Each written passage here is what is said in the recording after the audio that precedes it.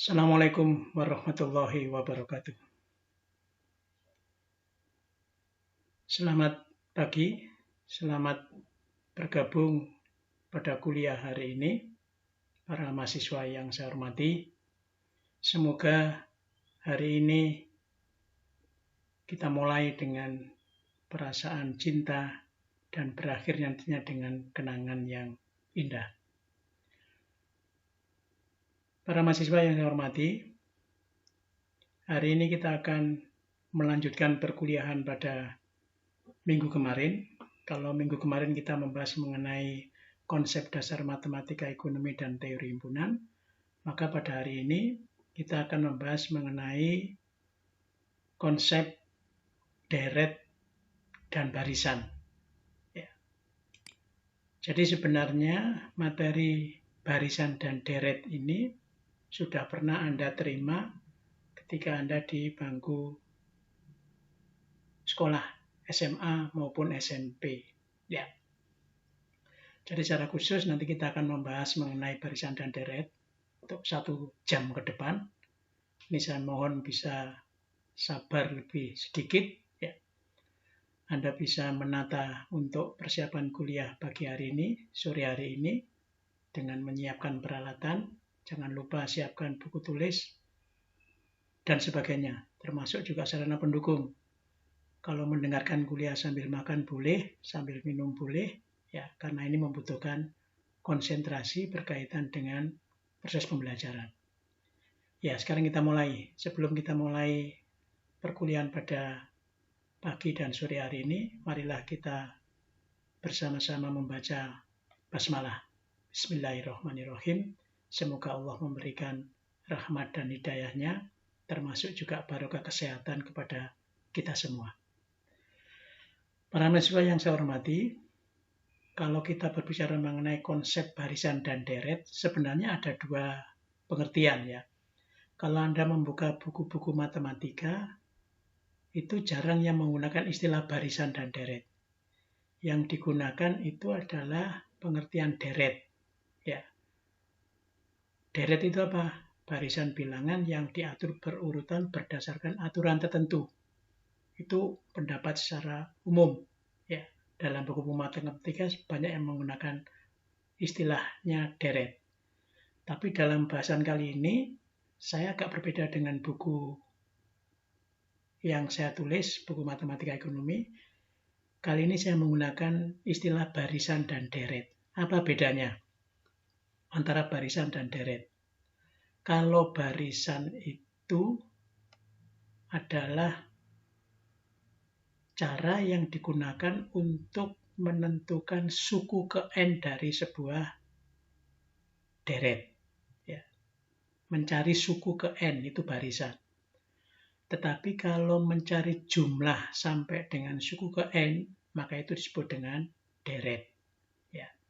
Dalam konteks matematika, yang disebut dengan barisan dan deret, atau secara umum saya sebutnya dengan istilah deret, itu ada 2. Deret atau barisan dan deret aritmatika, atau deret hitung, kemudian barisan dan deret geometri, atau deret ukur. Ya. Ada deret aritmatika, ada deret geometri, atau yang disebut dengan deret hitung dan deret ukur. Nah, itu konsepnya. Nah, untuk hari ini saya akan menggunakan istilah barisan dan deret. Jadi saya ulang lagi ya. Barisan itu adalah digunakan untuk menentukan suku ke N dari sebuah deret, apakah itu deret aritmatika maupun deret geometri, sedangkan istilah deret itu digunakan untuk menentukan jumlah sampai dengan suku ke N dari sebuah deret. Ya, barisan dan deret. Dah, sekarang kita mulai. Yang pertama adalah barisan aritmatika. Ya, saya sebut dengan barisan karena ini adalah menghitung suku ke N. Apa yang dimaksud dengan barisan aritmatika itu? Barisan aritmatika itu adalah barisan bilangan yang selisih setiap 2 suku berturutan selalu merupakan bilangan tetap. Jadi sebuah barisan di mana perubahan dari suku ke satu ke suku berikutnya diperoleh dengan bilangan tetap atau konstan. Ya, itu pengertiannya. Kalau misalnya bilangan pembedanya perubahan dari suku ke satu ke suku sebelumnya disebut dengan beda, dilambangkan dengan B. Sedangkan suku pertamanya nanti kita lambangkan dengan A, maka kita bisa menentukan suku ke N dari barisan aritmatika. Ya. Nih, misalnya, saya mempunyai 4 barisan bilangan. 30, 25, 20, 15, dan seterusnya. Ya, kalau Anda lihat perubahan dari suku ke satu ke suku berikutnya, itu bedanya adalah minus 5. Jadi 25 dikurangi 30 minus 5, 20 dikurangi 25 minus 5, 15 dikurangi 20 minus 5. Ya. Jadi pada barisan ini suku berikutnya diperoleh dari suku sebelumnya ditambah dengan minus 5. Atau dapat dikatakan bahwa beda sukunya adalah min 5. B-nya min 5. Sehingga secara umum dapat kita katakan rumus suku ke N dari barisan tersebut kalau diketahui suku pertamanya sama dengan A, bedanya sama dengan B, maka formulasinya dapat ditentukan dengan menggunakan rumus Sn sama dengan A plus N min 1 B. Ya, jadi ini. Ini rumusnya ya. Rumus yang dipakai. Sn sama dengan A plus N min 1 kali B. Ini adalah rumus yang dipakai untuk menentukan suku ke N dari sebuah deret hitung atau barisan aritmatika. Ya. Nih. Sekarang saya berikan contoh misalnya. Katakanlah tentukan suku ke-8 dan suku ke-20 dari barisan 2, 4, 6, 8 dan seterusnya. Kalau kita selesaikan, ini adalah barisannya. Yang pertama kita tentukan dulu suku pertamanya. Suku pertamanya adalah A atau S1-nya sama dengan A. Kemudian kita lihat bedanya perubahan dari suku 1 ke suku berikutnya. Dari sini ke sini, dari ini adalah bedanya sama dengan 2. Jadi S1-nya sama dengan A sama dengan 2. Ya. Kemudian kita substitusikan nilai A dan B itu sehingga diperoleh rumusnya, kita masukkan ke formulasi rumusnya. Ya. Ini formulasi rumus mencari suku ke N tadi. Sn sama dengan A plus N min 1 kali B. Ya. A-nya sama dengan 2. N-nya sama dengan 8. B-nya sama dengan 2. Sehingga diperoleh suku ke-8-nya adalah 16. Ya. Suku ke-8-nya adalah 16. Suku ke-20-nya berapa? Suku ke-20-nya sama dengan 40. Jadi suku ke-20 ya. Suku ke-20 itu kan sama dengan A plus N min 1 kali B. Kalau A-nya 2, N-nya 20 min 1 kali B. Bedanya berapa? 2. Sehingga 20 plus 19 kali 2 sama dengan 40. Jadi sama. Ya, jadi mudah ini menentukan suku ke N dari sebuah deret aritmatika. Atau kita sebut dengan barisan. Ya, jadi saya ulang ya. Kalau istilah barisan itu adalah menentukan suku ke N-nya. Nah, contoh yang lain misalnya. Diketahui barisan matematika aritmatika min 2, 1, 4, 7, 40. Tentukan banyaknya suku barisan tersebut. Ya. Banyaknya suku barisan tersebut berapa? Berarti yang kita cari adalah N-nya. Ya. Ini adalah barisan aritmatikanya.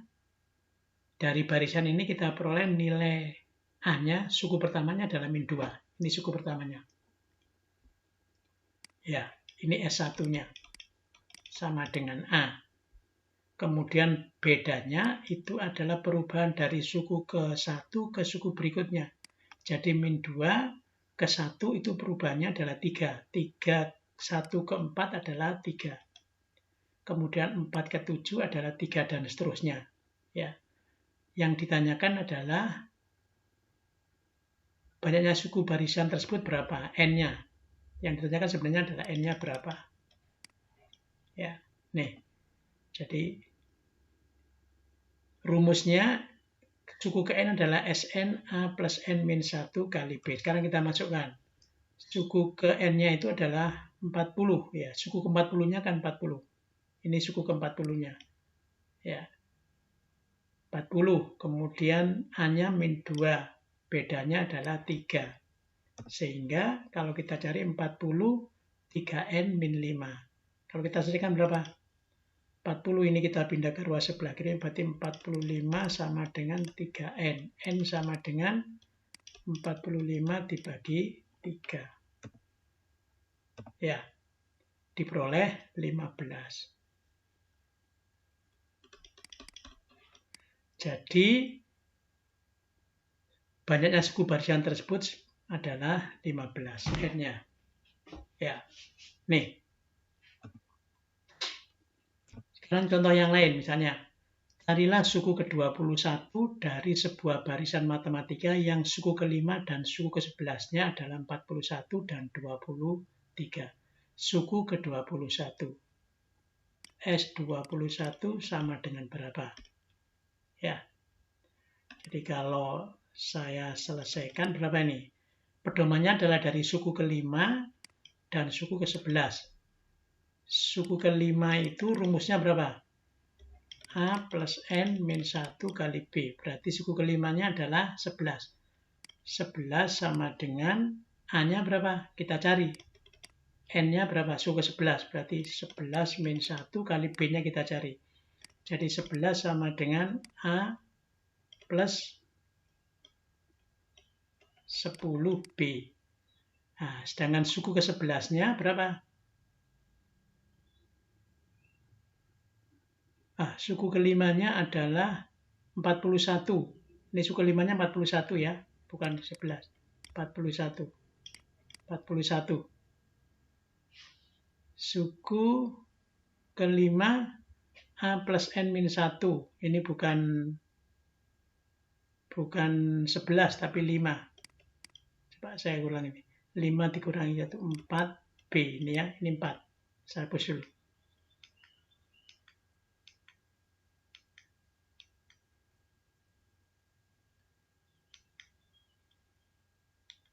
Ini adalah 4 kan ya.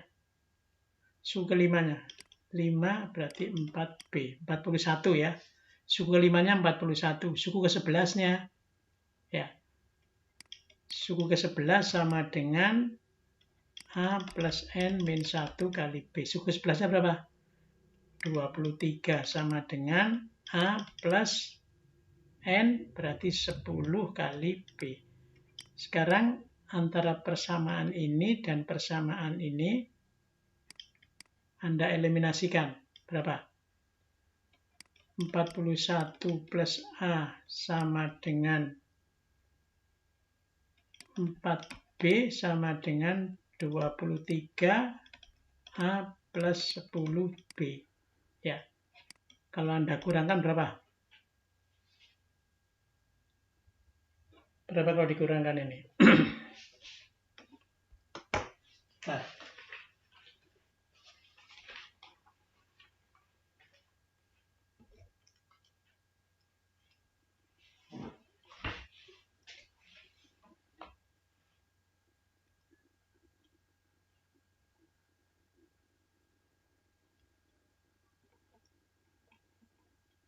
Ini 10 ya.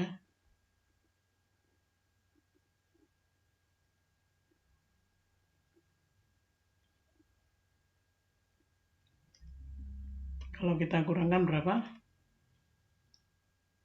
Ini kan habis 4 dikurangi dengan 10. 6.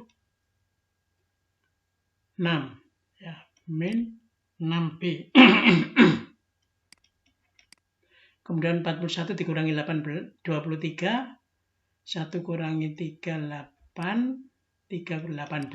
Sehingga B-nya berapa? Min 3. B-nya min 3. Kalau B-nya min 3, A-nya ketemu berapa? Nanti Anda masukkan ke salah satu persamaan itu. Misalnya kalau saya cari A sama dengan, kalau dimasukkan ke sini nanti ketemunya A-nya sama dengan 53. Ya, 53. Jadi B-nya ketemu min 3, A-nya ketemu 53. Kemudian suku ke-21-nya berapa? Ya kita masukkan. Suku ke-21 misalnya saya tulis di sini. S21 berarti sama dengan A plus N-1 kali B.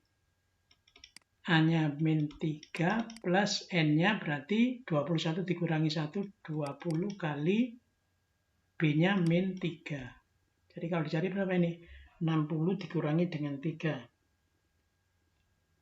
A-nya 53. Ya, 53 dikurangi dengan 60. Berarti suku ke berapa ini?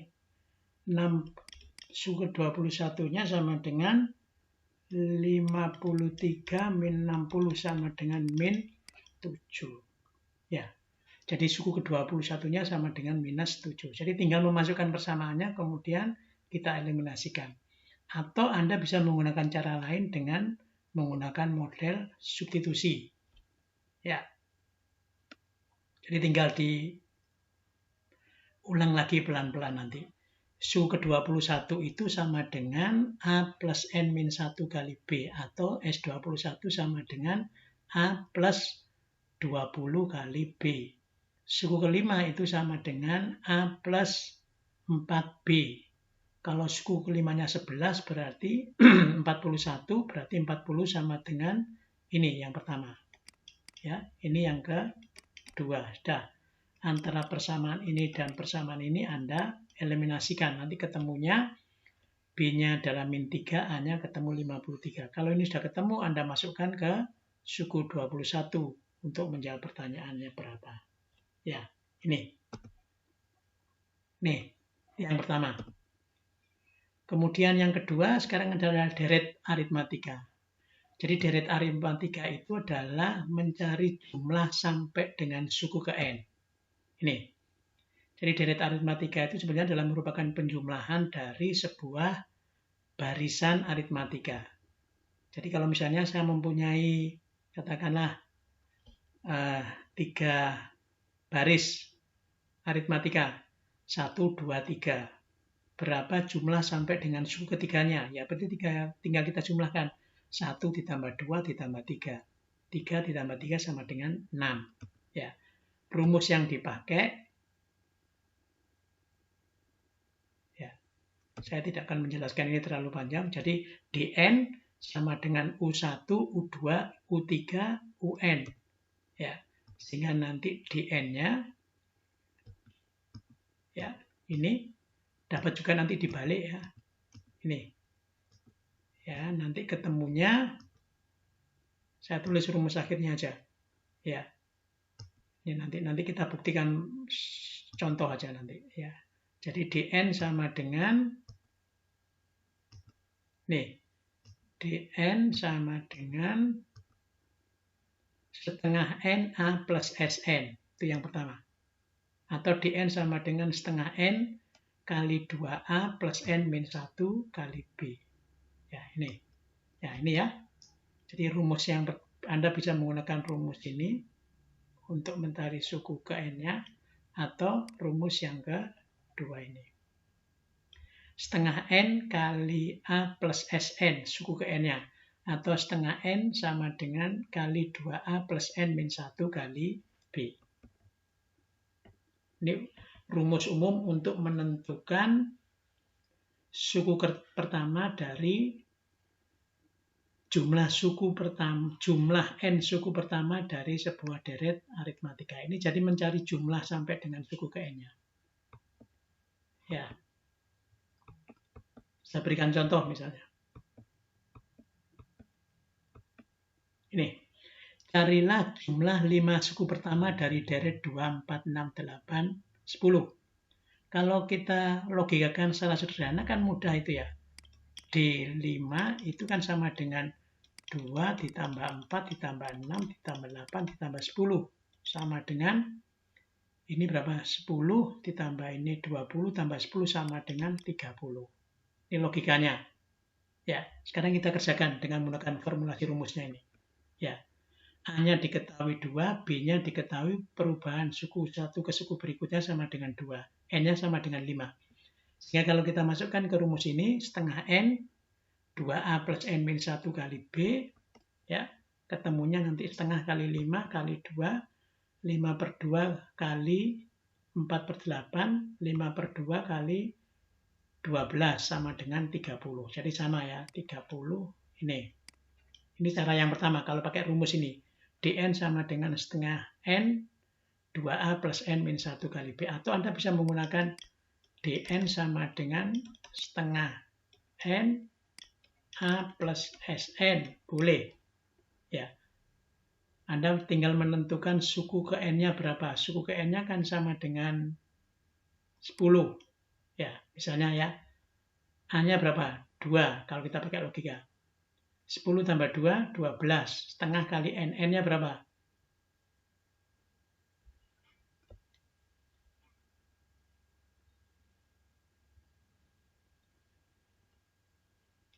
N-nya 5. 2 setengah kali. Ya, pakai rumus ini boleh.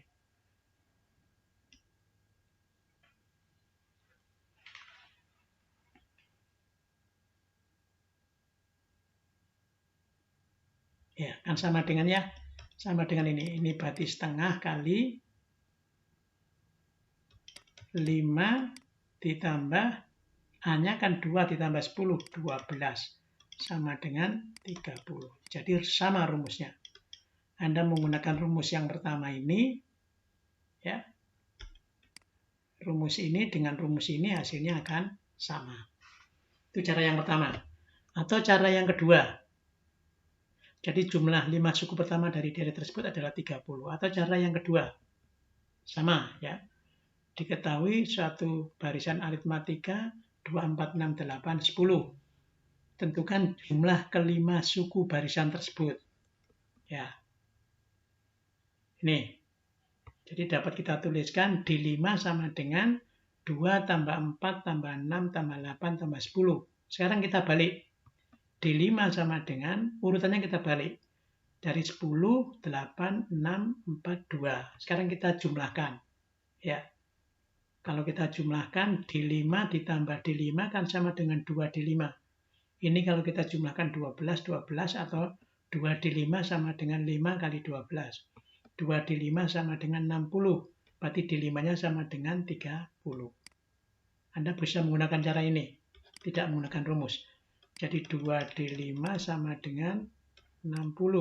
D5-nya sama dengan 30. Jadi sama seperti tadi. Ya. Bisa menggunakan rumus, bisa menggunakan cara seperti ini dengan dibalik urutan barisannya, deretnya. Ya. Nah, sekarang saya berikan contoh lain. Hitunglah jumlah semua bilangan asli kelipatan 3 yang kurang dari 100.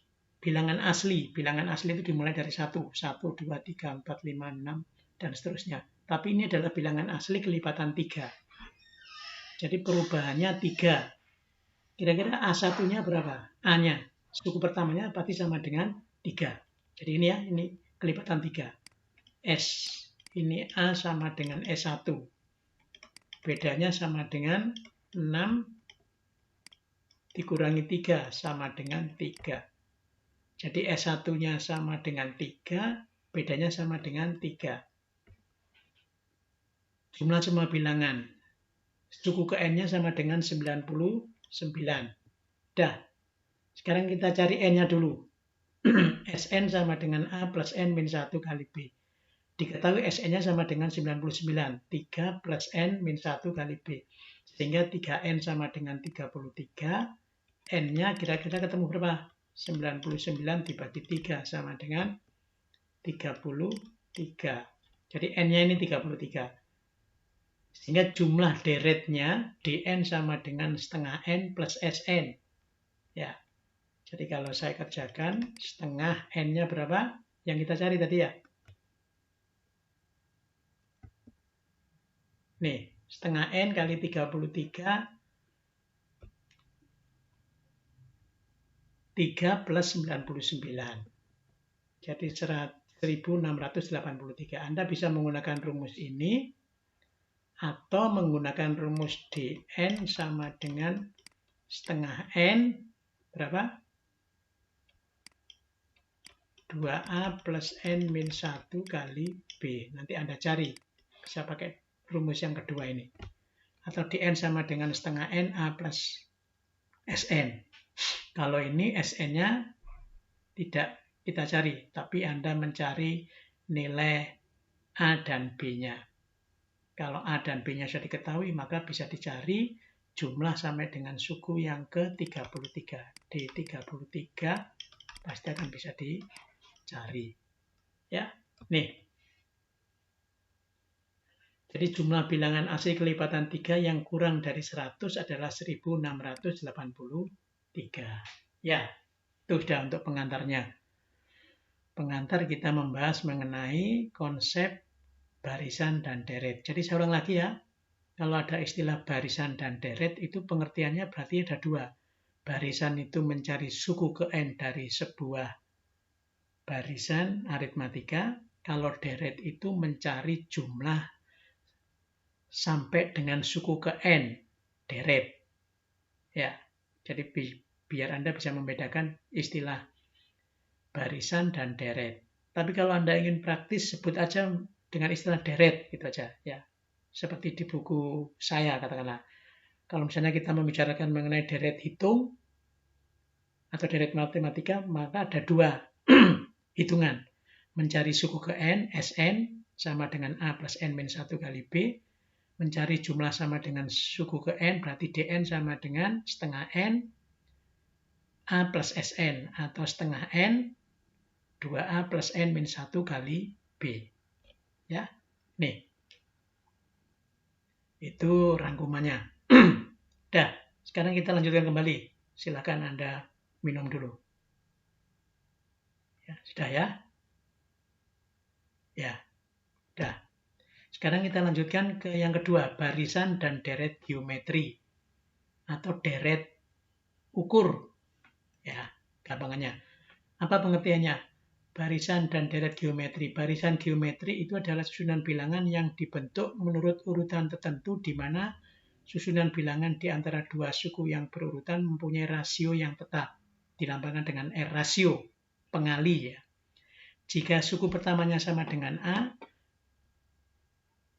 R-nya adalah rasio tetap, maka suku kedua dan seterusnya dapat dicari dari seperti ini. Jika suku pertama sama dengan A, suku keduanya itu diperoleh dari suku pertama kali R, A kali R. Suku ketiganya, suku kedua kali R, berarti AR kuadrat. Suku ketiga berarti suku keempat, suku ketiga kali R, AR pangkat 3. Sehingga seterusnya sama dengan suku ke N sama dengan A kali R, N min 1. Itu rumusnya. Ya, yang dipakai dengan rumus. Jadi rumus yang dipakai, ya, rumus yang dipakai nanti Sn sama dengan A kali R, N min 1. Jika diketahui A-nya dan R-nya, maka kita bisa mencari suku ke N dari sebuah deret geometri. Ya, ini bentuknya, yang bisa jelaskan tadi itu. Sn sama dengan A kali R, N min 1. Suku N, itu suku pertamanya rasio yang tetap. N adalah banyaknya suku. Contoh misalnya nih, carilah suku ke-8 dari barisan geometri di mana suku pertamanya adalah 32 dan rasionya adalah 2. Ya, tinggal kita masukkan aja. Suku pertamanya sama dengan 32, rasionya 2, N-nya 8. Berarti kita masukkan ke rumus ini. A kali R pangkat N min 1, berarti A kali R pangkat 7. A-nya 32, R-nya rasionya 2, berarti hasil suku ke-9-nya adalah 4096. Ya. S9 sama dengan A-nya 32,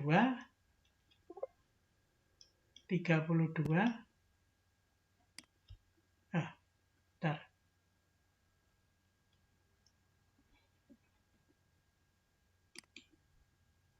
Ya, jadi E9 ini saya ulang, A-nya 30, A kali R pangkat N-1. 32 kali 2 pangkat 8 min 1. Atau 32 kali 2 pangkat 7. Nanti kalau dicari sama dengan 49,6. Ya, kalau di kalkulator tanda pangkat itu pakai notasi caping. Ya, kalau di kalkulator. Kalau Anda menggunakan sertifikat kalkulator itu misalnya 2 pangkat 7 itu 2 caping 7. Ya, tinggal Anda cari nilai 7-nya. Ya, ini untuk pangkat. Ya, ini mencari suku ke N dari sebuah deret geometri. Yang kedua sekarang deret geometri. Ya, deret geometri itu berarti pengertiannya mencari jumlah sampai dengan suku ke N. Jadi sama seperti deret aritmatika. Berarti dn sama dengan S1 plus S2 plus S3 plus Sn. Rumus yang digunakan ini. Kalau tergantung dari R-nya. Kalau R-nya lebih kecil daripada 1, rumus yang dipakai adalah ini. Atau dalam bentuk lain, kalau di buku saya, dn sama dengan A kali 1 R pangkat N dibagi 1 min R. Ini kalau R-nya lebih kecil daripada 1. Tapi kalau R-nya lebih besar daripada 1, pakai rumus ini. Ya, dn sama dengan A kali R pangkat N min 1 dibagi R min 1. Jadi ingat rasionya aja. Tapi kalau R-nya 1, maka dn sama dengan N kali A. Ya. Tapi jarang kalau R-nya sama dengan 1. R nanti kita cari lebih kecil daripada 1 atau lebih besar daripada 1. Jadi ingat rumusnya aja. Contoh misalnya ini ya. Carilah jumlah suku ke-8 yang pertama dari barisan geometri berikut ini. Jadi kita mencari jumlah sampai dengan suku ke-8.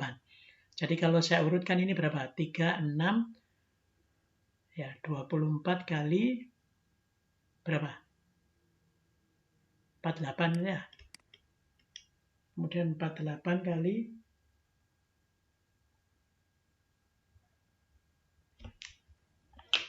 ya 90 berapa? 48 kali 2 96 kan ya. Jadi A-nya diketahui sama dengan 3, rasionya 8, N-nya sama dengan 8. 1, 2, 3, 4, nanti Anda teruskan berapa ini. Ini suku ke-7, ini suku ke-8-nya. Ya. Ini S7-nya, ini S8-nya. Jadi suku ke-8-nya nanti kalau kita cari karena R-nya itu adalah 2, maka rumus yang dipakai adalah rumus D8 sama dengan A kali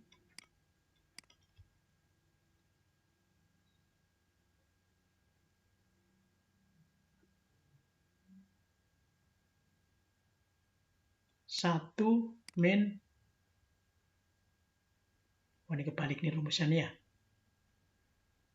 R pangkat N min 1 dibagi R min 1. Coba sebentar.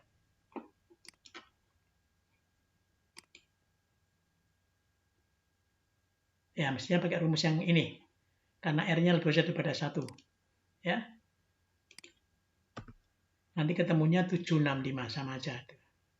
Ya, 765. Jadi R pangkat 2 pangkat 8 min 1 dibagi dengan 2 min 1. Karena ini kalau Anda pakai ini kan minus ya. Minus dibagi minus kan positif. Kalau ini juga sama. Ya, kita sesuaikan dengan rumus yang asli aja. Jadi jumlah sampai dengan suku ke-8-nya adalah 765. Ini sekarang contohnya penerapan dalam ekonomi katakanlah. Katakanlah sebuah perusahaan dalam kegiatan usahanya ya mampu memberikan kenaikan keuntungan 4% per tahun. Berapa keuntungan perusahaan tersebut di tahun kelima jika diketahui keuntungan tahun pertama sebesar 20 miliar. Tentukan juga total keuntungan pada 5 tahun pertama. Yang pertama ini adalah mencari keuntungan pada tahun kelima. Jadi tahun kelima ya. Tahun kelima. Kemudian yang kedua ini mencari total keuntungan sampai dengan 5 tahun yang pertama. Jadi kalau kita selesaikan bagaimana? Ya. Jadi yang kita ketahui dulu apa? Jadi soal tadi itu.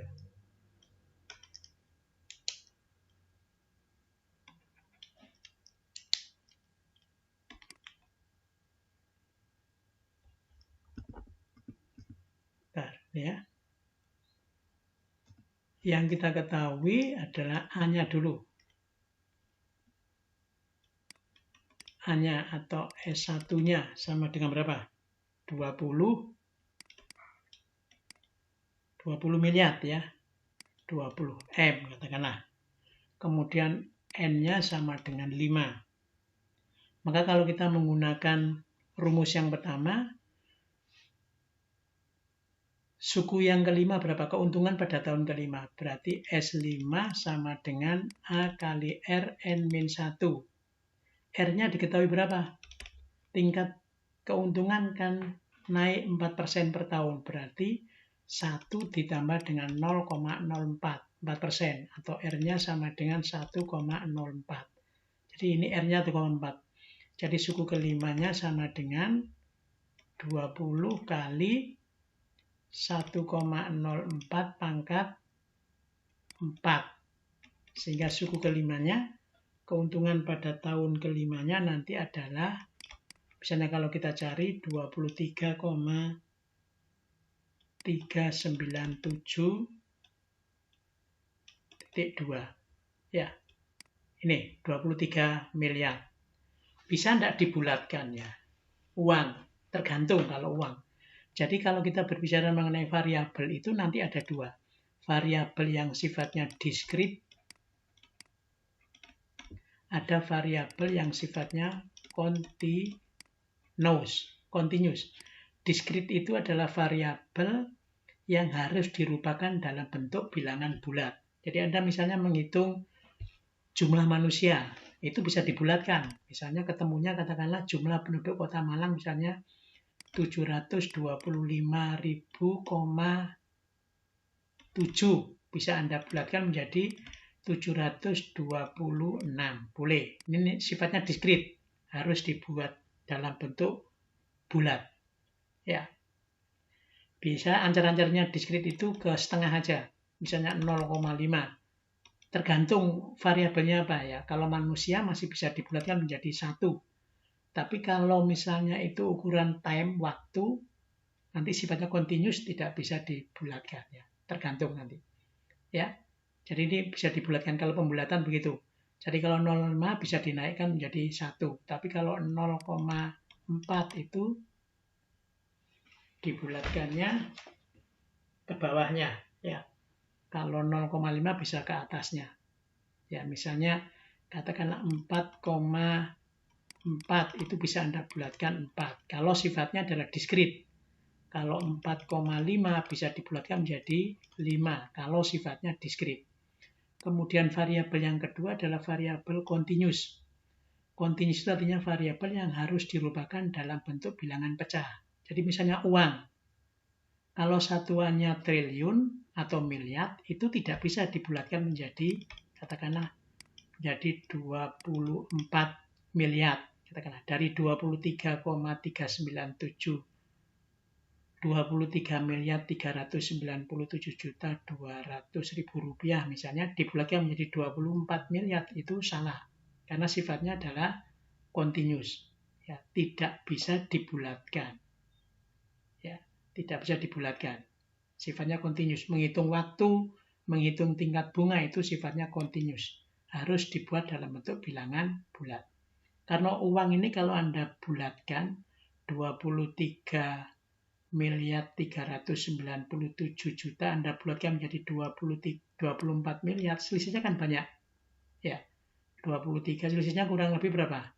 600, sekitar 500 jutaan. Ya, sehingga tidak bisa dibulatkan karena sifatnya adalah continuous. Nanti ini sebagai pedoman dasar kalau kita membahas mengenai konsep variabel. Ya, sekarang kita kembali lagi ke materi semula. Penerapan barisan dan deret dalam ekonomi. Nah, jadi belum kita jawab ya.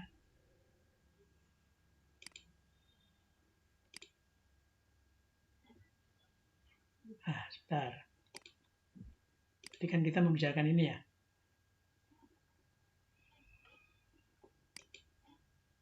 Nih kan ya. Nih, tadi belum nih ya.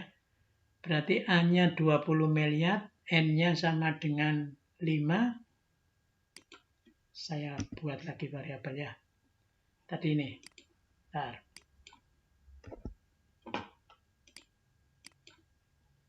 Jadi kalau A-nya diketahui sama dengan 20 miliar, kemudian N-nya 5, maka suku ke-5-nya berapa? Ya, suku ke-5 sama dengan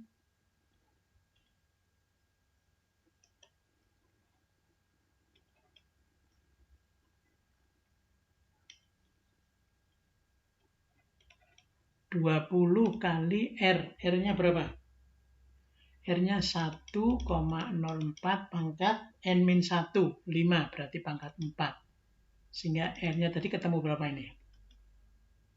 24 miliar ya. Kurang lebih 23,397 miliar. Ini. Nah, sekarang yang kedua. Kalau jumlah sampai dengan suku ke-5, berarti kita mencari D5-nya. D5-nya berapa?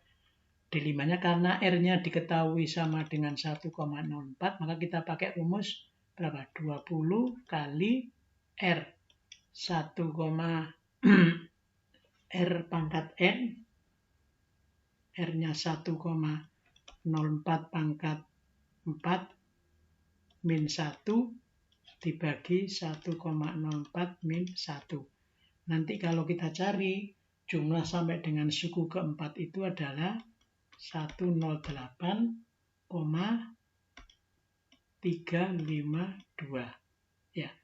Jadi 108 miliar 352 juta. Ya. Jadi tinggal mencari aja nanti. Apakah itu mencari suku ke N atau mencari jumlah sampai dengan suku ke N. Kalau mencari suku ke N pakai ini, kalau mencari jumlah sampai dengan suku ke N pakai D. Ya, dah. Sekarang kita lanjutkan. Penerapan barisan dan deret dalam ekonomi. Ya, dalam ekonomi digunakan untuk apa? Yang pertama, deret dan barisan itu digunakan untuk menganalisis mengenai perkembangan usaha. Apa yang maksud dengan perkembangan usaha itu? Perkembangan usaha dalam hal ini adalah kegiatan usaha yang diasumsikan pertumbuhannya konstan dari satu periode ke periode berikutnya dengan mengikuti perubahan pada deret hitung, deret aritmatika. Ya, misalnya ini, katakanlah perusahaan keramik Pendawa Jaya pada tahun pertama memproduksi 2.000 unit. Kenaikan tiap tahunnya direncanakan sebanyak 600 unit. Tentukan besarnya produksi pada tahun ke-6. Jumlah keramik yang diproduksi selama 6 tahun pertama tersebut. Jadi kita mencari jumlah produksi pada tahun ke-6 dan jumlah produksi sampai dengan tahun ke-6. Ya. Kalau kita selesaikan bagaimana kira-kira?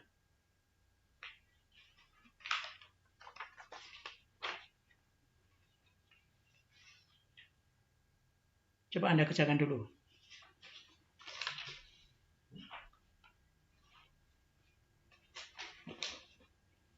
Ya, berapa jumlah produksi pada tahun ke-6 dan jumlah produksi sampai dengan tahun ke-6. Jadi S6 dan D6 yang kita cari. Jadi kalau kita selesaikan bagaimana? Ya, kalau kita selesaikan kan begini. Ya, jumlah produksi pada tahun ke-6 berarti S6 sama dengan A plus N min 1 kali B.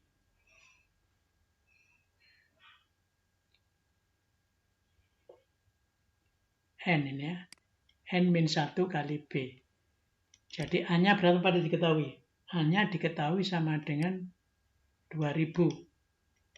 Ya, N-nya diketahui sama dengan 6 min 1 kali B. Bedanya berapa? Perubahannya dari suku adalah 600. Sehingga nanti kalau kita cari S6-nya misalnya diketahui sama dengan 5000. Jadi produksi pada tahun ke-6 adalah 5000 unit S6.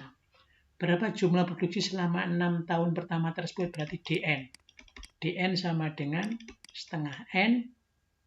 Pakai rumus saja ini, A plus SN. Ya, setengah N, 6 kali A-nya berapa? 2000 plus SN-nya 5000. Sehingga D6 itu nanti ketemunya sama dengan 3 kali 7000, 21.000. Jadi jumlah produksi sampai dengan tahun ke-6 itu adalah 21.000 unit. Ya, ini contoh untuk perhitungan usaha. Yang kedua, perhitungan jumlah penduduk. Ini khusus mengenai deret ukur atau deret geometri. Penggunaan deret ukur adalah salah satu di antaranya untuk menghitung perkembangan jumlah penduduk dengan asumsi hanya tersedia data jumlah penduduk pada waktu-waktu tertentu seperti pada waktu-waktu sensus. Jadi perhitungan jumlah penduduk itu dasarnya menggunakan sensus yang dilakukan tiap berapa? 10 tahun sekali. Sensus yang kita lakukan pada akhir-akhir ini adalah sensus yang sifatnya online tahun 2020. Ya, ini sensus ini, bulan-bulan kemarin itu. Itu sensus untuk mendata, mencacah jumlah penduduk Indonesia. Tapi konsepnya online. Agak berbeda dengan konsep sensus pada tahun 2010. Ya. Kenapa online? Yaitu kemajuan teknologi. Termasuk juga karena sekarang masih dalam fase pandemi. Ya, dengan menggunakan rumus geometrik. Nanti rumus yang dipakai untuk menghitung jumlah penduduk itu PT sama dengan P0, ya. Rumus yang dipakai ini. PT sama dengan P0 1 plus R kali N. P0 itu apa? Jumlah penduduk pada awal periode waktu. T.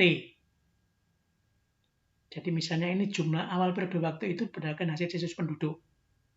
Kemudian PT adalah jumlah penduduk pada akhir periode, itu proyeksinya. R ini adalah rata-rata perkembangan penduduk per tahun. R itu dinyatakan dalam bentuk persentase. Ya, N itu adalah periode waktunya. N periode waktu. Jadi kalau misalnya kita ingin menghitung penduduk pada tahun 2030, kalau penduduk awal tahun dasarnya tahun 2020 diketahui. Sehingga nanti bisa kita modifikasi. Kalau kita ingin menghitung tingkat pertumbuhan penduduk per tahunnya berapa, ya kita pakai rumusnya. Ya, kalau misalnya kita ingin mencari R-nya ini, berarti ini kita pindah ke ruas kiri. PT per P0 sama dengan 1 plus R pangkat N. Berapa ini? Yang kita cari adalah R-nya. N ini pangkat kita pindah ke ruas sebelah kiri menjadi akar. Jadi akar PT per P0, PT ini ya, akar N sama dengan 1 plus R. Sehingga nanti R-nya itu sama dengan ini kita pindah ke ruas sebelah kiri, berarti akar PT per P0 min 1. Ini kalau ingin menghitung rata-rata pertumbuhan penduduk per tahunnya. Pakai rumus ini aja. PT per P0 akar N min 1. Sekarang kalau mencari N-nya. Ya, misalnya mencari N-nya. Kalau mencari N-nya bagaimana? Ya, kalau kita mencari N-nya, ya, sekarang kita rubah dulu ke bentuk seperti ini. Yang kita cari N-nya berapa? PT per P0 sama dengan 1 plus R pangkat N. Yang kita cari adalah N-nya. Karena ini bilangan pangkat, kalau diturunkan itu menjadi log. Jadi kita rubah menjadi bentuk log. Log PT per P0 sama dengan N log 1 plus R. Nah ini. Sehingga nanti N-nya sama dengan, ini kita pindah ke sebelah kiri, log PT per P0 dibagi log 1 plus R. Ya, pakai rumus ini. N sama dengan log PT per P0 dibagi dengan log 1 plus R. Saya ulang ya. Jadi rumusnya N sama dengan log PT per P0 dibagi dengan log 1 plus R. Nanti akan lebih mudah kalau kita buat dalam suatu bentuk contoh misalnya ya. Ini modifikasi dari rumus aslinya. Jadi rumus aslinya itu kita bisa mencari N-nya, kita bisa mencari R-nya. Kalau mencari P0-nya bagaimana? Misalnya Anda mencari P0-nya, ya mudah aja. Berarti P0 itu sama dengan PT dibagi dengan 1 plus R pangkat N. Ya, ini kalau mencari P0-nya. Ini mencari P0-nya, ini mencari N-nya. Yang di atas tadi adalah mencari R-nya. Ya. Jadi mencari R, mencari N, dan mencari P0-nya. Ya. Sekarang saya berikan contoh misalnya. Katakanlah ini saya ambil di buku saya. Jumlah penduduk Kota Malang pada tahun 1990 berdasarkan hasil sensus penduduk tahun 90, 690.000 jiwa. Jika pertumbuhan penduduk per tahunnya adalah 2,13% per tahun, hitunglah jumlah penduduk Kota Malang pada tahun 2005, proyeksi ke depan ya. Tapi ini sudah kasus lampau ya. Malang itu termasuk salah satu kota di Jawa Timur yang tingkat pertumbuhan penduduknya paling tinggi. Tingkat pertumbuhan penduduk itu ada dua. Sifatnya alamiah karena faktor fertilitas kelahiran kecil sebetulnya. Malang yang tinggi itu adalah perubahan jumlah penduduk karena faktor migrasi. Orang yang masuk ke Kota Malang termasuk tinggi. Termasuk Anda yang kuliah, orang yang bekerja, dan sebagainya. Sehingga rata-rata pertumbuhan penduduk Kota Malang itu termasuk yang paling tinggi di Jawa Timur. Salah satu kota yang pertumbuhan penduduknya paling tinggi di Jawa Timur. 2,13%. Di atas rata-rata pertumbuhan penduduk nasional. Ya, sekarang coba kita selesaikan. Kita ingin mencari jumlah penduduk pada tahun 2005. Ya, dah. Yang kita ketahui dulu apa dulu? Yang harus kita ketahui dulu. Nih, tadi ya R-nya sama dengan 2,13%. Dinyatakan dalam persen. Atau sama dengan 0,213. Ya, kemudian apa lagi? Yang kedua, jumlah penduduk pada tahun dasar P0-nya tahun 90. Tahun 90. Ya, ini katakanlah ya. Ini ini 690.000 jiwa. Yang ditanya adalah jumlah penduduk pada tahun 2005, 05. Ya, berapa? Sehingga N-nya berapa? Berarti penduduk 2005 ke penduduk 90. N-nya sama dengan, yang harus kita cari dulu 15 tahun ya. Kita ingin menghitung periode waktu penduduk tahun 2005 selama kurang lebih 15 tahun. Ya, Jadi kalau kita masukkan ke rumusnya, Pn sama dengan P0, 1 plus R pangkat N. Pn-nya yang kita cari ini. P tahun 2005. P90-nya 690.000 jiwa. Plus 1 plus R, 0,213%.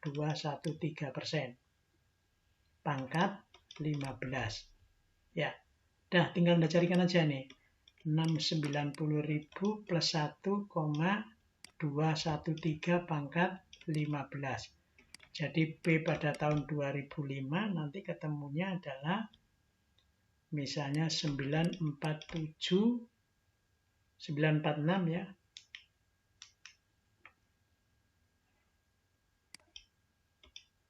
237.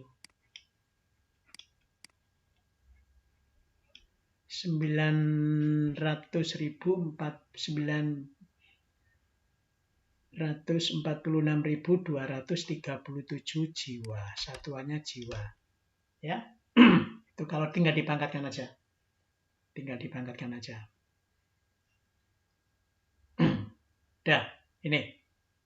Ya, itu cara menghitung pertumbuhan proyeksi penduduk pada tahun ke N, pada tahun kedepannya. Ya. Dengan asumsi diketahui rata-rata pertumbuhan penduduk dan periode waktunya. Ya. Sekarang yang berikutnya di matematika keuangan. Ya. Perubahan jumlah penduduk sekarang di matematika keuangan, penerapan deret dan barisan.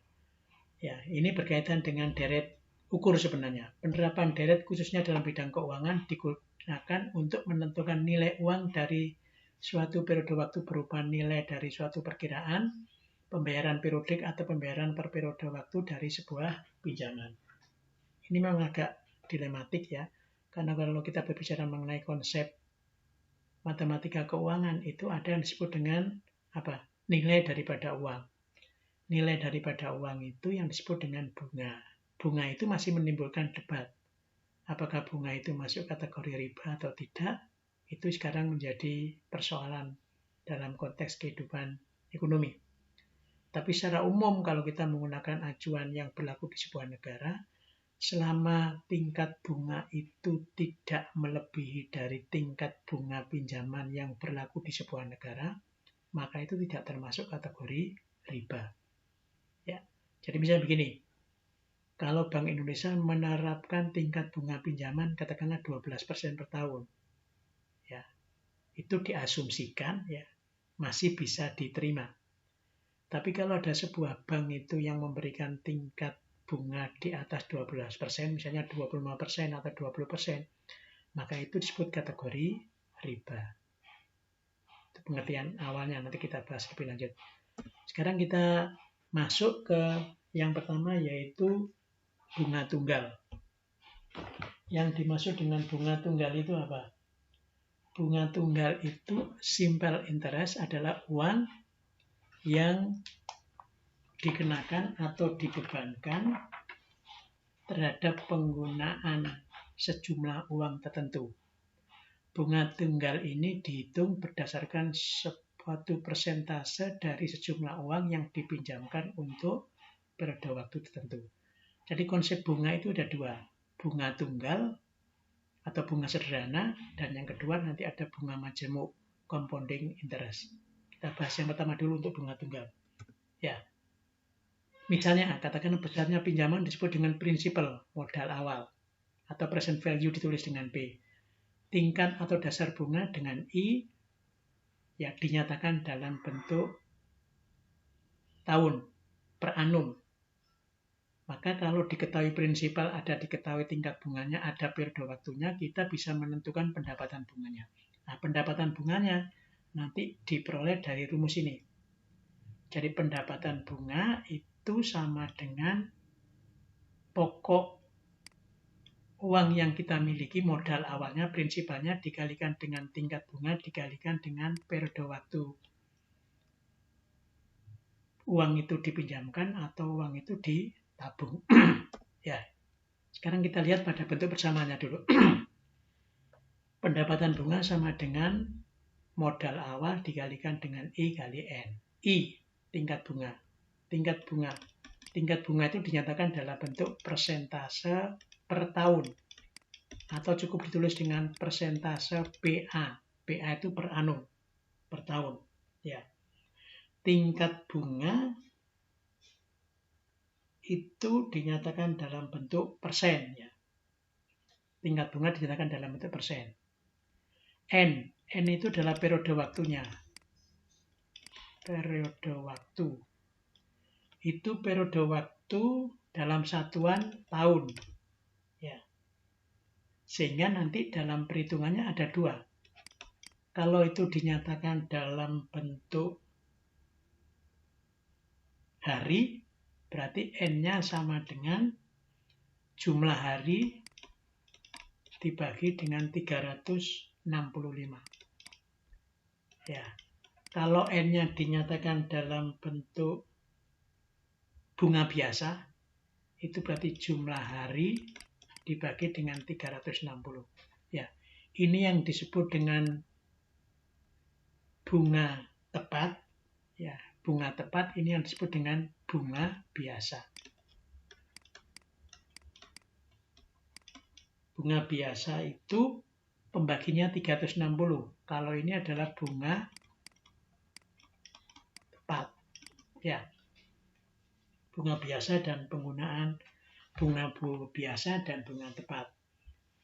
Penggunaan bunga biasa ini ya, penggunaan bunga biasa itu atau ordinary interest akan lebih menguntungkan penerima bunga dan merugikan pembayar bunga. Umumnya seperti itu. Sebaliknya penggunaan metode bunga tepat ini atau exact interest akan menguntungkan pembayar bunga dan merugikan penerima bunga. Oleh karena itu, dalam kegiatan operasionalnya, dalam hal pinjaman atau kredit, bank itu lebih menyukai penggunaan bunga biasa. Ya, kalau dalam hal kredit, bank itu lebih menyukai penggunaan bunga biasa. Sementara untuk tabungan, ini untuk tabungan atau deposito, bank akan lebih menggunakan bunga tepat dalam perhitungan bunganya. Ya.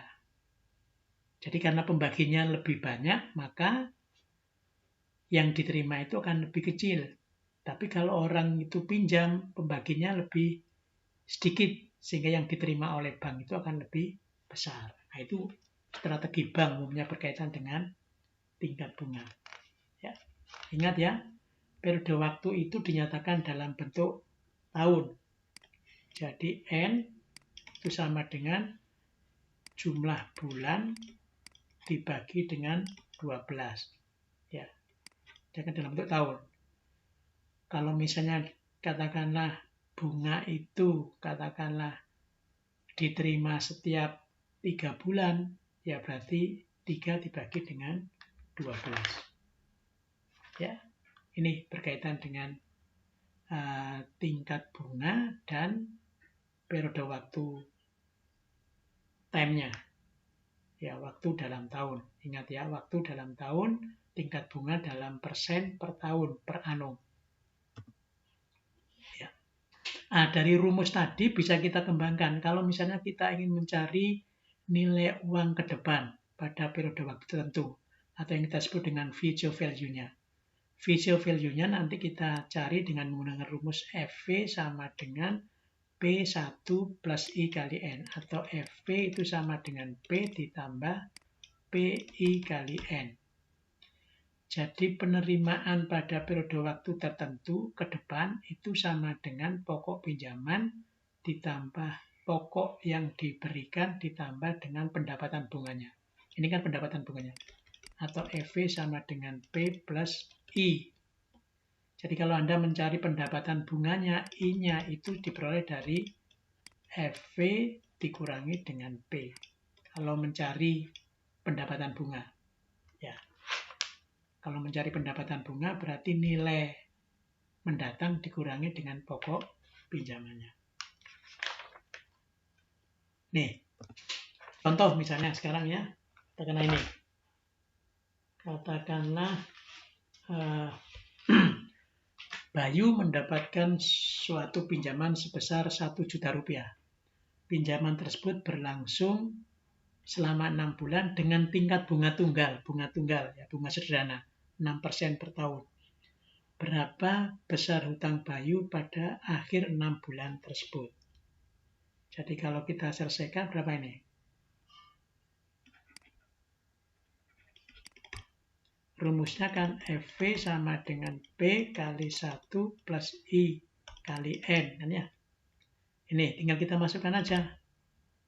Pokok pinjamannya berapa berarti? 1 juta rupiah kali 1, tingkat bunganya 6%.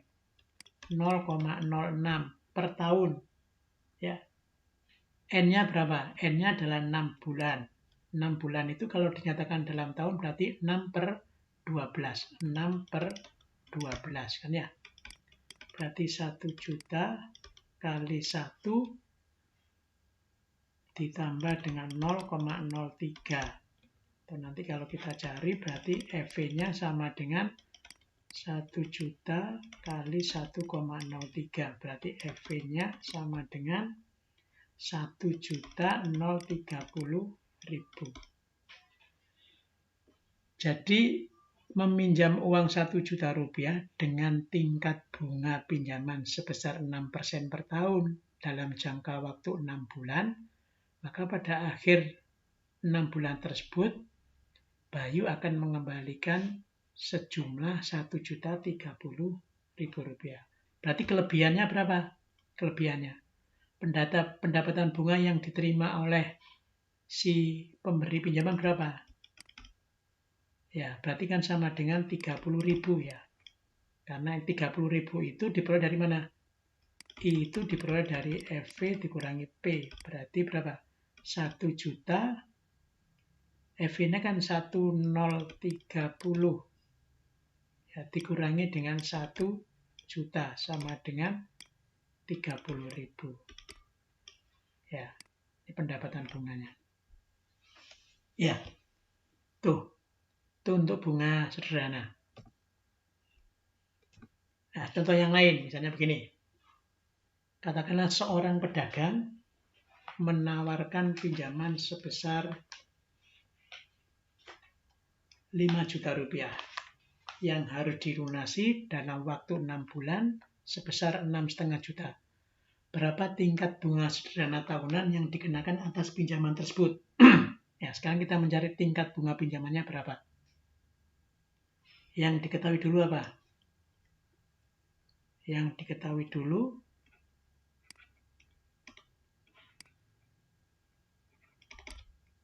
P-nya ya. P. P-nya itu pinjaman awalnya 5 juta. Kemudian future value-nya menjadi 5 juta, 6,5 juta. Yang ditanya T-nya berapa? Sekarang kita cari dulu N-nya. N-nya dalam waktu 2 bulan. Berarti N-nya 2/12 sama dengan 1/6. Jadi N-nya 1/6. N-nya ini yang perlu diingat. 2/12, 2 bulan dibagi dengan tahunnya. Jadi kita tinggal masukkan ke rumusnya aslinya. Berarti FV sama dengan P kali 1 plus I kali N. Ya, pakai N ya.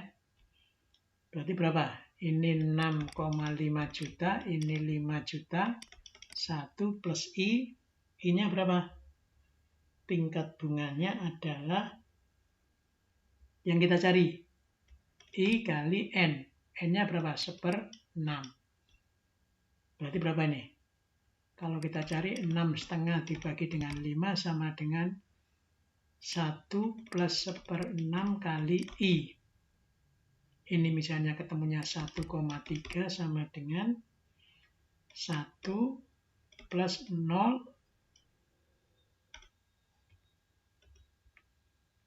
1 plus sebentar.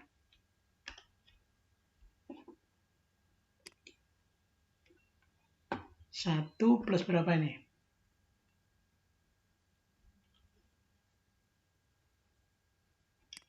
1 plus 0,1666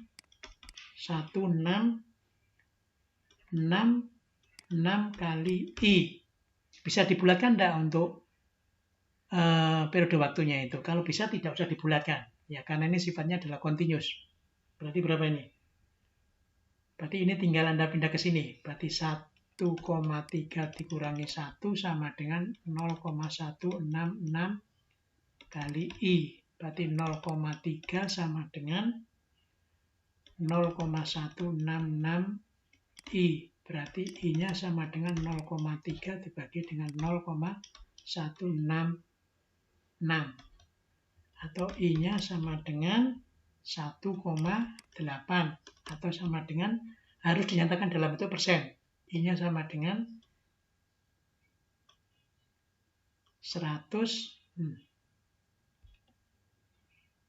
Bentar.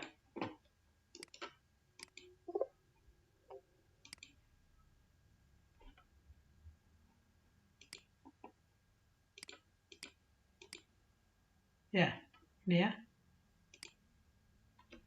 Kalau dinyatakan dalam bentuk persen berapa ini? I sama dengan 1,8. Kalau dalam bentuk persen dikalikan dengan 100, berarti 180%. Sangat tinggi sekali ini ya. Sangat tinggi. Kalau sudah 180% ini masuk kategori riba tingkat bunganya. Ya, sangat tinggi sekali. Jadi tinggal masukkan rumusnya sekali lagi ya. Ini bunga sederhana atau bunga tunggal. Yang penting diingat rumusnya. Dah, sekarang yang berikutnya bunga majemuk. Apa bedanya? Pada masalah bunga tunggal, prinsipal modal selalu sama.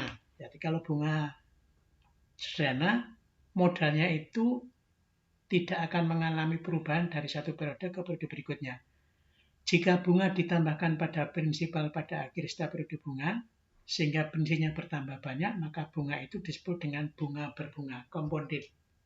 Yang disebut dengan dasar dari perhitungan bunga majemuk. Secara umum, menghitung compound amount future value dapat dilakukan dengan menggunakan cara sebagai berikut. Misalnya, prinsipalnya diketahui P. Investasi tingkat bunganya I%. Periode waktunya selama N periode. Maka pada akhir periode, nanti rumus yang dipakai sekarang ini. FV sama dengan P kali 1 plus I pangkat N. Ya, ini rumus untuk mencari nilai ke depannya. Misalnya sekarang, Anda mencari nilai sekarang, katakanlah. Nilai sekarang dari nilai depan. Katakanlah begini, kalau saya punya uang 10 juta rupiah 2 tahun mendatang, dengan tingkat bunga tertentu, nilai sekarangnya berapa? Berarti kita mencari P-nya. Kalau mencari P, berarti FV dibagi dengan 1 plus I pangkat N. Ini mencari P ya. Sekarang kita bisa mencari apa? Yang kedua, misalnya mencari tingkat bunga. Tingkat bunganya berapa? Sama. Kalau tingkat bunga berarti FV dibagi P sama dengan 1 plus I pangkat N. Yang kita cari adalah I-nya ini berapa? Ya sama seperti tadi itu. Itu berarti akar N FV dibagi P sama dengan 1 plus I. Berarti I sama dengan akar FV dibagi P min 1. Ini kalau mencari tingkat bunga. Kalau mencari N-nya, periode waktunya. Dalam jangka waktu berapa tahun, uang sejumlah 5 juta rupiah menjadi 12 juta rupiah dengan tingkat bunga X% per tahunnya. Itu berarti mencari N-nya. Kalau mencari N-nya berarti ya yang ketiga ini ya, mencari N. Sama berarti FV dibagi P sama dengan 1 plus I pangkat N. Dah. Nanti pakai log, pakai logaritma. Berarti N sama dengan log FV dibagi P dibagi dengan log 1 plus I. Nah, ini yang ketiga. Jadi kombinasinya nanti bisa kita buat dalam berbagai pola. Apakah kita mencari nilai sekarang, apakah kita mencari tingkat bunga, ataukah kita mencari periode waktu. Contoh ini misalnya. Katakanlah, carilah pendapatan bunga tunggal sebuah prinsipal sebesar 1 juta rupiah selama 3 tahun dengan tingkat bunga 6% setahun. Kemudian carilah pendapatan bunga majemuk tersebut selama 3 tahun atas dasar bunga tahunan.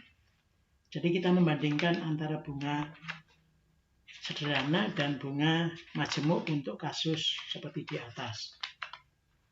Ya.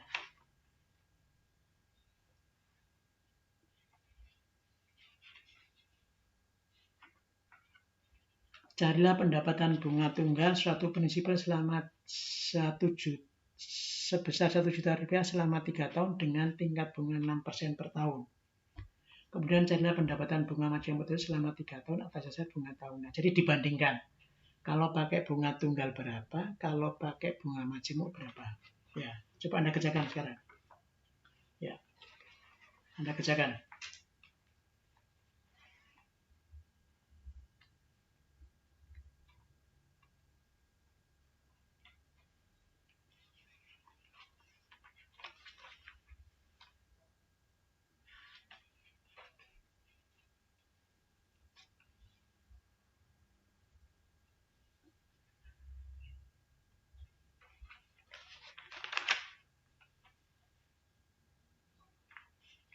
Ya, berapa hasilnya?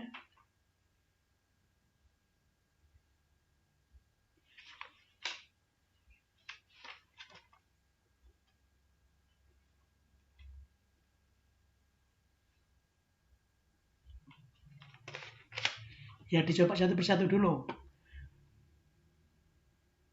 Uang 1 juta rupiah dengan tingkat bunga 6% setahun dalam jangka waktu 3 tahun itu kalau bunga tunggal menjadi berapa? Ya.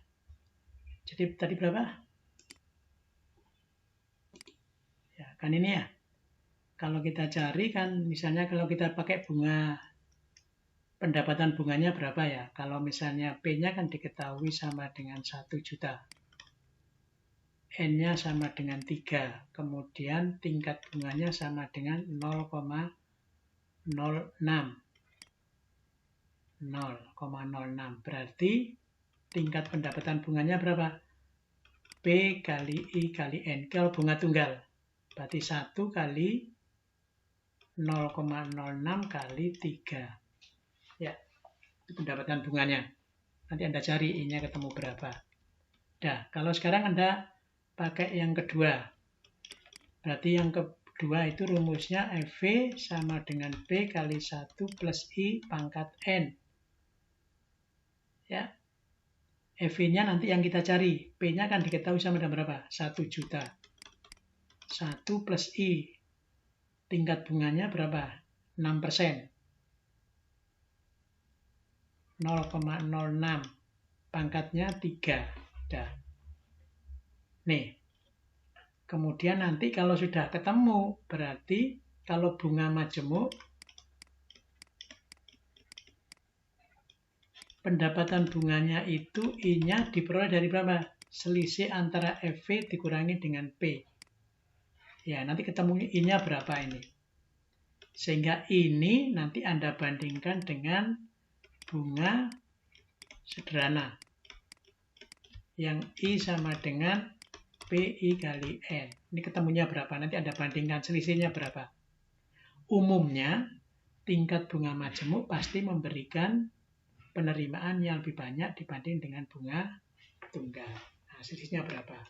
Itu nanti yang harus Anda kerjakan kembali. Jadi saya ulang ya. Nanti ini Anda kerjakan. Ya. Carilah pendapatan bunga tunggal suatu prinsipal sebesar 1 juta rupiah selama 3 tahun dengan bunga 6% per tahun. Kemudian carilah pendapatan bunga majemuk tersebut selama 3 tahun. Ya, nih. Nah, sekarang contoh yang lain. Ya, ini bunga majemuk. Berapa lama waktu yang diperlukan untuk membuat uang sebesar 5 juta rupiah menjadi 8 juta setengah dengan tingkat bunga 12% per annum yang dibayarkan bulanan. Kalau tingkat bunga 12% per annum yang dibayarkan bulanan, artinya setahun 12 kali, itu cukup ditulis J12 sama dengan 12%. Jadi artinya ini, ya, kalau ada notasi ini, J12 sama dengan 12% itu artinya apa? Tingkat bunganya 12% per tahun dibayarkan sebanyak 12 kali dalam 1 tahun. Jadi dibayarkan per bulan. Jadi 1 tahun sebanyak 12 kali. Ya, berapa lama waktu yang diperlukan. Jadi yang kita cari adalah N-nya. Bagaimana cara menjawabnya?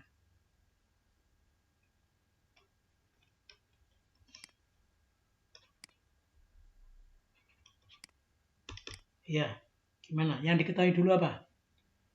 Present value-nya itu sama dengan 5 juta. Kemudian future value-nya sama dengan 8,5 juta. Tingkat bunganya sama dengan 12% yang dibayarkan bulanan sebanyak 12 kali. Berarti 1% atau 0,01. Nah, berarti sekarang kita tinggal masukkan ke rumusnya yang dicarikan periode waktunya. Berarti N sama dengan log FV dibagi P dibagi log 1 plus I. Ya, log 1 plus I. Nah, tinggal Anda masukkan aja. Berarti berapa ini? Log 8,5 dibagi 5 dibagi log 1 plus 0,01. Berarti ini kalau kita cari sama dengan katakanlah log 1,7 dibagi dengan log 1,01. Sehingga nanti ketemu N-nya sama dengan 53,277 bulan. Ya, N-nya dalam bulan. Karena dinyatakan dalam bentuk tahun, maka N-nya sama dengan 53,77 dibagi dengan 12 sama dengan 4 tahun. 4 tahun 5 bulan. Misalnya 10 hari. Jadi N-nya ini. Jadi dalam periode waktu 4 tahun 5 bulan 10 hari, uang yang semula sebesar 5 juta rupiah akan menjadi 8,5 juta dengan tingkat bunga 12% per tahun yang dibayarkan bulanan. Ya, ini contohnya. Ya, saya kira itu ya. Dah, nanti Anda pelajari kembali. Jadi konsep dasarnya untuk penerapan barisan dan deret kita pakai untuk perkembangan usaha, perhitungan jumlah penduduk, dan matematika keuangan. Menentukan tingkat bunga, bunga sederhana, dan bunga majemuk. Ya, dah silakan nanti Anda pelajari kembali. Kemudian untuk latihan soalnya, ya, untuk latihan soal Anda kerjakan di buku saya. Untuk latihan soal. Jadi untuk latihan soal Anda kerjakan di buku saya.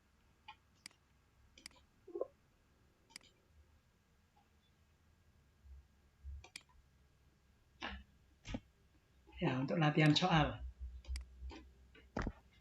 Halaman 17.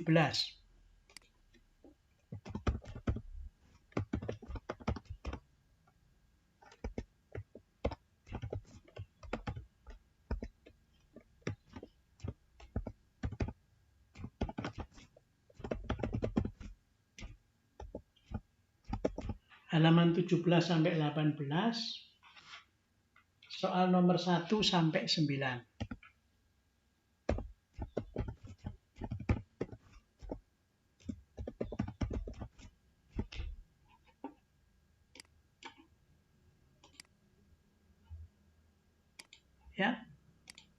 untuk latihan barisan dan deret di buku saya.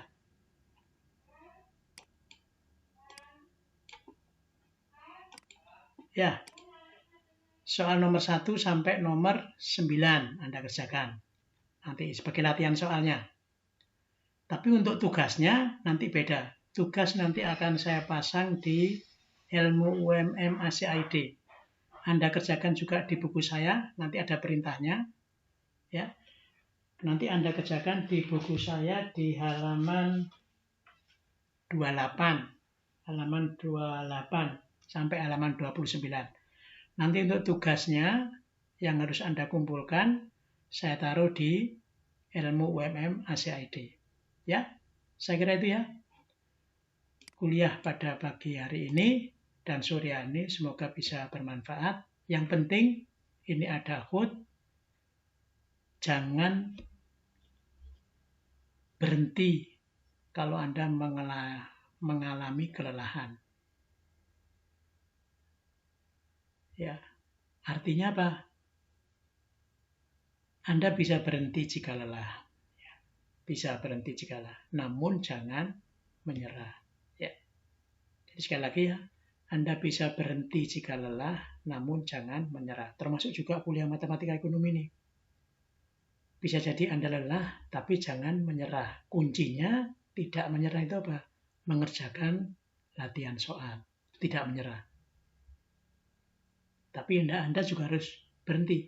Ya, kalau memang kemampuannya sudah maksimal, berhenti dulu. Kemudian dicoba lagi dan seterusnya. Ya, nih. Berhenti jika lelah, namun jangan menyerah. Ya, saya kira itu. Saya kira kita bisa mengakhiri. Ya, selamat mengerjakan latihan soal, selamat bekerja. Goodbye. Semoga Anda bisa menjadi orang yang baik. Ya, saya kira itu bisa yang saya sampaikan pada pertemuan kali ini. Sekali lagi Anda harus mencoba latihan, Anda kerjakan seperti yang ada di buku, kemudian untuk selanjutnya latihan soalnya nanti akan saya taruh di ilmu. Terima kasih. Kita tutup dengan membaca hamdalah. Alhamdulillahirrahmanirrahim. Assalamualaikum warahmatullahi wabarakatuh.